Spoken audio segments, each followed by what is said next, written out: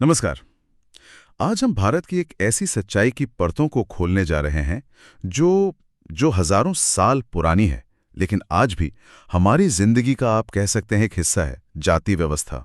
और सिर्फ हिस्सा नहीं, एक बहुत ही गहरी सच्चाई है। हाँ, तो हमारे पास दो बहुत गहरे वीडियो के ट्रांसक्रिप्ट हैं जो इस सफर को इसकी शुरुआत से लेकर आज तक खंगालते हैं।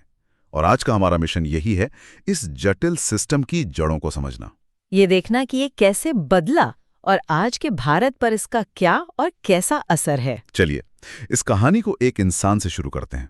सोचिए, एक बच्चा जो 1891 में महार समुदाय में पैदा होता है, जिसे उस दौर की सामाजिक व्यवस्था ने अछूत करार दिया था। एक ऐसी व्यवस्था जहां शूद्रों के लिए वेद सुनना तक मना था। हाँ, और सजा थी कानों में पिघला हुआ शीशा डालना। उस बच्चे भीमराव अंबेडकर ने उसी व्यवस्था से लड़कर न सिर्फ दो डॉक्टरेट डिग्रियां ली, बल्कि भारत का संविधान लिखा और करोड़ों लोगों की आवाज बने। और ये कहानी हमें याद दिलाती है कि जाति सिर्फ किताबों का विषय नहीं है। बिल्कुल, ये करोड़ों लोगों का रोज का अनुभव है। बिल्कुल सही कहा। और इसीलिए इस पर बात करते हुए एक ऑब्जेक्टिव नजरिया रखना, मतलब इसे बिना किसी तरफ झुके तथ्यों के आधार पर समझना बहुत जरूरी है। सही बात है। जाति सिर्फ समाज का नहीं, बल्कि भारत की राजनीति, अर्थव्यवस्था और यहाँ तक कि हमारे सोचने के तरीके का भी एक हिस्सा है। ये इतनी गहरी है कि इसे समझे बिना आज के भारत को समझना मतलब नामुमकिन है। तो फिर इसकी जड़ों से ही शुरू करते हैं। वर्ण और जाति, ये दो शब्द अक्सर एक दूसरे की जगह इस्तेमाल होते हैं। स्रोतों के हिसाब से इनमें फर्क क्या है? ये सबसे जरूरी सवाल है, क्योंकि सारी कहानी इसी फर्क में छिपी है। देखिए, शुरुआत हुई वर्ण व्यवस्था से करीब 1500 ईसा पूर्व के ऋग्वैदिक काल में। अच्छा। उस वक्त वर्ण का सीधा मतलब था रंग, जो शायद मध्य एशिया से आए आर्यों और यहाँ के मूल निवासी, जिन्हें दास कहा जाता था, के बीच एक फर्क दिखाता था। लेकिन दिलचस्प बात तो यह है कि तब ये व्यवस्था बहुत लचीली थी। हाँ, यही तो बात है। बहुत लचीली थी। लचीली मतलब इसे बदला जा सकता था। जी बिल्कुल, ये कर्म पर आधारित थी, यानी आपके काम और काबिलियत के हिसाब से आपका वर्ण तय होता था। अगर कोई शूद्र परिवार में पैदा होकर ज्ञान हासिल कर ले तो वो ब्राह्मण बन सकता था। तो ये जन्म से तय नहीं था? नहीं, जन्म से तय बिल्कुल नहीं था। तो फिर ये एक पत्थर की लकीर कैसे बन गई? मतलब कहाँ से आई ये सारी सख्ती? वो मोड़ आया उत्तर वैदिक काल में, यानी 1000 से 600 ईसा पूर्व के बीच, जब जाति का सिस्टम पैदा हुआ। अच्छा, तो जाति बाद में आई? जी हाँ, ये एक तरह का आप कह सकते हैं सॉफ्टवेयर अपडेट था, जहां वर्ना 1.0 कर्म बेस्ड था और जाति 2.0 पूरी तरह से जन्म बेस्ड हो गया। मतलब आप जिस जाति में पैदा हुए उसी में मरेंगे? बिल्कुल। इसकी पहली औपचारिक झलक हमें ऋग्वेद के पुरुष सूत्र में मिलती है। हाँ, मैंने भी इसके बारे में पढ़ा है। एक विराट पुरुष के शरीर के अलग अलग हिस्सों से 4 वर्णों का जन्म। बिल्कुल। मुख से ब्राह्मण जो शिक्षक थे, भुजाओं से क्षत्रिय यानी योद्धा, जांघों से वैश्य व्यापारी और पैरों से शूद्र जो सेवक थे। अब ये एक कहानी हो सकती है, लेकिन इसका संदेश बहुत गहरा था। बहुत गहरा। पहला कि ये व्यवस्था भगवान ने बनाई है, इंसानों ने नहीं।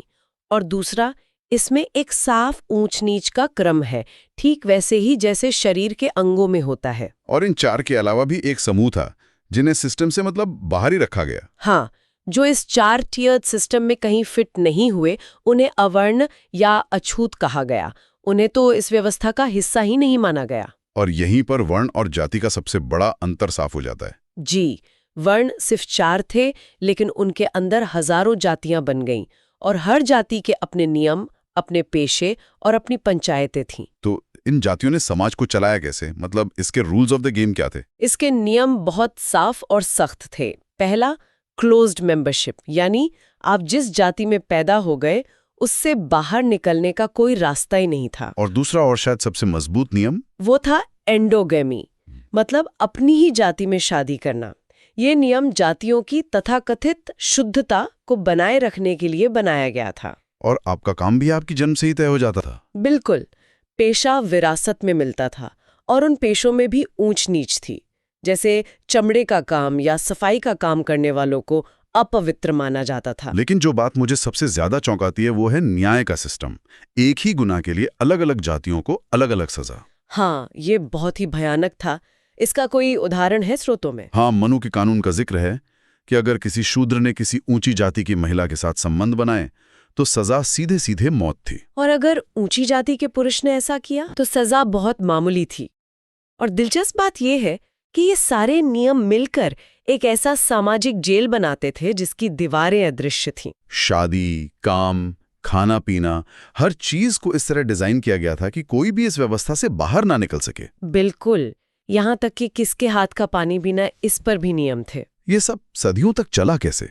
मतलब लोगों ने इसे मान कैसे लिया? मानने के पीछे दो बड़ी वजहें थीं।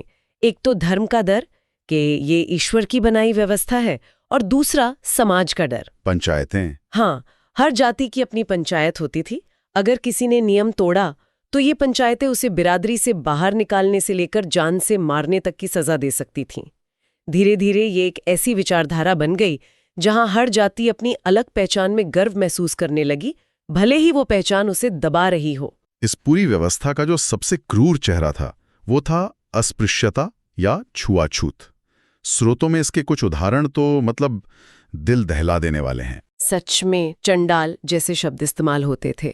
बाद में गांधी जी ने उन्हें हरिजन कहा, यानी ईश्वर के लोग। और अंबेडकर ने दलित शब्द को चुना, मतलब टूटे हुए लोग, जो उनके संघर्ष को दिखाता है। जी, सामाजिक दूरी के नियम तो कल्पना से परे थे। तमिलनाडु में एक नादर जाति के व्यक्ति को ब्राह्मण से 24 कदम दूर रहना पड़ता था। और केरल में तो ये दूरी 36 कदम थी। यहां तक के परछाई को भी अपवित्र माना जाता था। ये सिर्फ भेदभाव नहीं, ये तो किसी के इंसान होने के वजूद को ही नकारना है। बिल्कुल। उन्हें गांव के बाहर गंदी बस्तियों में रहने पर मजबूर किया जाता था। उन्हें साझा कुओं, तालाबों या मंदिरों में जाने की इजाजत नहीं थी। और वो केरल वाला उदाहरण? हाँ, केरल में इजवा समुदाय की महिलाओं पर तो ये नियम था कि वो अपने शरीर का ऊपरी हिस्सा नहीं ढक सकती थी। ये बातें आज सुनने में भी कितनी परेशान करने वाली लगती हैं। कल्पना करना मुश्किल है कि ये एक जीती जागती हकीकत थी। जाहिर है इसका देश पर बहुत गहरा असर पड़ा होगा, बहुत विनाशकारी असर हुआ। पहला, इसने मेरिट यानी योग्यता को खत्म कर दिया। जब आप आबादी के एक बहुत बड़े हिस्से को पढ़ने लिखने और आगे बढ़ने के मौकों से ही दूर कर देंगे तो देश की तरक्की कैसे होगी? और दूसरा, इसने भारतीयों को कभी एक होने ही नहीं दिया। जाति की दीवारों ने हमें इतना बांट दिया कि बाहरी आक्रमणकारियों के लिए हम पर राज करना बहुत आसान हो गया। और बाद में अंग्रेजों ने भी इसी फूट डालो और राज करो की नीति का भरपूर फायदा उठाया। बिल्कुल। तो जब अंग्रेज आए तो क्या हालात कुछ बदले? हाँ, बदलाव आया, लेकिन वो बहुत मिला जुला था। एक तरफ अंग्रेज अपने साथ पश्चिमी विचार लाए, स्वतंत्रता, समानता, लोकतंत्र। और उन्होंने रेलवे बनाई जिसमें कोई किसी की जाति नहीं पूछ सकता था। हाँ, फौज बनाई जिसमें महार जैसे दलित समुदायों को बड़ी संख्या में भर्ती किया गया, जिससे उन्हें एक नई पहचान और सम्मान मिला। शहरों में नए कारखाने लगे जिससे लोगों को अपने पुश्तैनी काम छोड़कर बाहर निकलने का मौका मिला। लेकिन इसमें एक पेच भी था। अंग्रेजों ने अनजाने में इस व्यवस्था को और मजबूत भी कर दिया, है ना? बिल्कुल, ये कहानी का दूसरा पहलू है। अंग्रेजों ने 1871 में जनगणना यानी सेंसस शुरू किया। और हर व्यक्ति से उसकी जाति पूछकर उसे दर्ज करना शुरू कर दिया।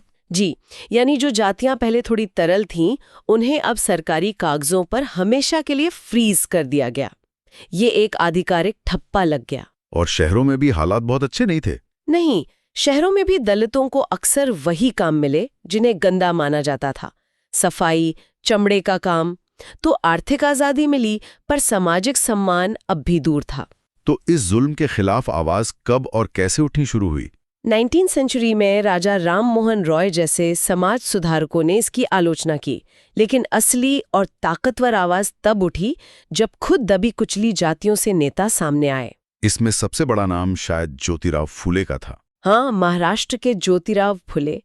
उन्होंने अपनी किताब गुलामगिरी में दलितों की हालत की तुलना अमेरिका के गुलामों से की। और उन्होंने एक बहुत ही क्रांतिकारी विचार दिया था जो आज भी राजनीति में गूंजता है। जी, उन्होंने कहा कि ब्राह्मण और ऊंची जातियां बाहरी आक्रमणकारी आर्यों के वंशज हैं और दलित बहुजन ही इस देश के मूल निवासी हैं। ये एक जबरदस्त वैचारिक हमला था। दक्षिण में भी आंदोलन हुए। हाँ, दक्षिण में केरल में श्री नारायण गुरु ने एक जाति, एक धर्म, एक ईश्वर का नारा दिया, और तमिलनाडु में पेरियार ने आत्मसम्मान आंदोलन चलाया जिसने ब्राह्मणवादी सत्ता को सीधी चुनौती दी। इन आंदोलनों ने सदियों से चुप लोगों को जबान दी। और फिर राष्ट्रीय मंच पर दो बड़े विचार आमने सामने आए, गांधी और अंबेडकर। ये भारतीय इतिहास का एक बहुत ही महत्वपूर्ण वैचारिक टकराव था। गांधी जी अस्पृश्यता को हिंदू धर्म पर एक धब्बा मानते थे और उसे धर्म के अंदर रहकर ही साफ करना चाहते थे।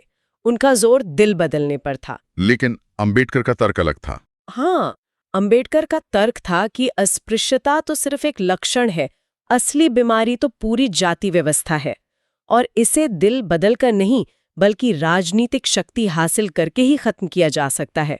इसीलिए उन्होंने दलितों के लिए अलग निर्वाचक मंडल यानी सेपरेट इलेक्टोरेट की मांग की थी। जी, उनका मानना था कि जब तक दलित नेता सिर्फ दलितों के वोटों से ही चुने जाएंगे तभी वो सही मायनों में अपने लोगों की आवाज उठा पाएंगे। लेकिन गांधी जी को लगा कि इससे हिंदू समाज हमेशा के लिए दो टुकड़ों में बंट जाएगा। हाँ, और जब ब्रिटिश सरकार ने अंबेडकर की मांग मान ली तो गांधी जी ने जेल में ही आमरण अनशन शुरू कर दिया। और फिर हुआ पूना पैक्ट। जी, पूरे देश का दबाव अंबेडकर पर आ गया और उन्हें झुकना पड़ा।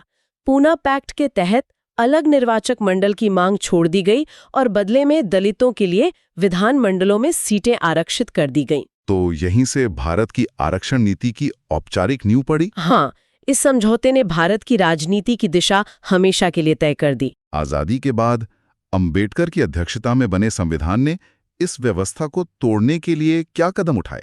संविधान ने 3 बड़े और क्रांतिकारी वार किए।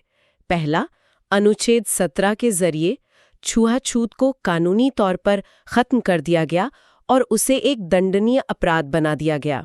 दूसरा, सभी सार्वजनिक स्थान, मंदिर, कुएं, होटल सबके लिए खोल दिए गए। और तीसरा, सदियों के अन्याय की भरपाई के लिए सुरक्षात्मक भेदभाव की नीति अपनाई गई, जिसे हम आज आरक्षण कहते हैं। लेकिन यहाँ एक विरोधाभास सामने आता है। जिस लोकतंत्र को जाति तोड़ने के लिए लाया गया, कहीं उसी ने इसे एक नई जिंदगी तो नहीं दे दी?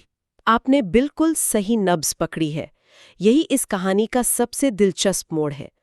कानून ने जाति की पुरानी दीवारें गिरा दी, लेकिन एक व्यक्ति एक वोट वाले लोकतंत्र ने जाति को एक नई ताकत दे दी। जाति एक वोट बैंक बन गई।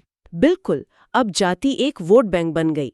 राजनीतिक पार्टियां जातियों के हिसाब से टिकट बांटने लगीं और लोग अपनी जाति के नेताओं के पीछे लामबंद होने लगे। और 1990 में मंडल आयोग की रिपोर्ट ने तो जैसे इस आग में घी का काम किया। बिल्कुल, जब वीपी सिंह सरकार ने मंडल आयोग की सिफारिशें लागू की और अन्य पिछड़ा वर्ग यानी ओबीसी को 27% आरक्षण दिया, तो भारतीय राजनीति हमेशा के लिए बदल गई। इसने ओबीसी जातियों के कई ताकतवर नेताओं को राष्ट्रीय मंच पर खड़ा कर दिया और कांग्रेस जैसी पार्टियों का दबदबा खत्म हो गया।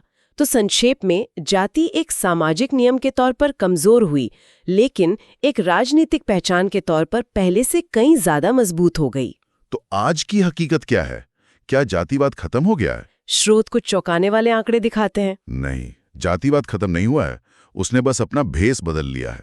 आज भी गुजरात के ऊना या यूपी के हाथरस जैसे दलितों के खिलाफ हिंसा के मामले सामने आते हैं। विश्वविद्यालयों में संस्थागत भेदभाव की शिकायतें आती हैं, जैसा रोहित वेमुला के मामले में हुआ। जी, और अंतरजातीय विवाह आज भी हमारे समाज में एक बहुत बड़ा टैबू है। और आर्थिक फर्क तो बहुत ही साफ दिखता है।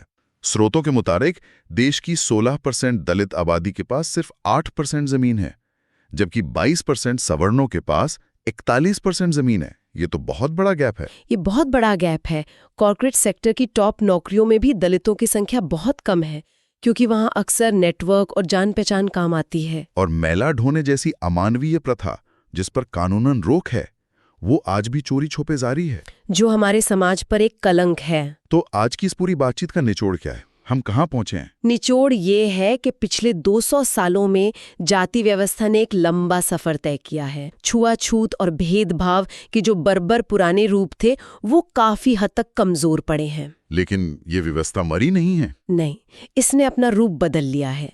ये अब सामाजिक दूरी से ज्यादा चुनावी गोलबंदी का हथियार बन गई है। तो लड़ाई का मैदान बदल गया है, पर लड़ाई अभी जारी है। बिल्कुल, लड़ाई अभी खत्म नहीं हुई है। आज की इस चर्चा को हम एक सवाल के साथ खत्म करना चाहेंगे, जिस पर आप सब सोच सकते हैं।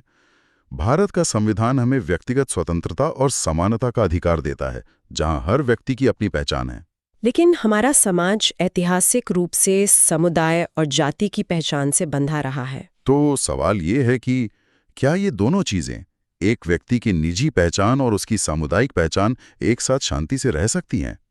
और एक बेहतर भविष्य बनाने के लिए इन दोनों के बीच संतुलन कैसे बनाया जा सकता है? ये एक ऐसा सवाल है जिसका जवाब हम सबको मिलकर खोजना हो।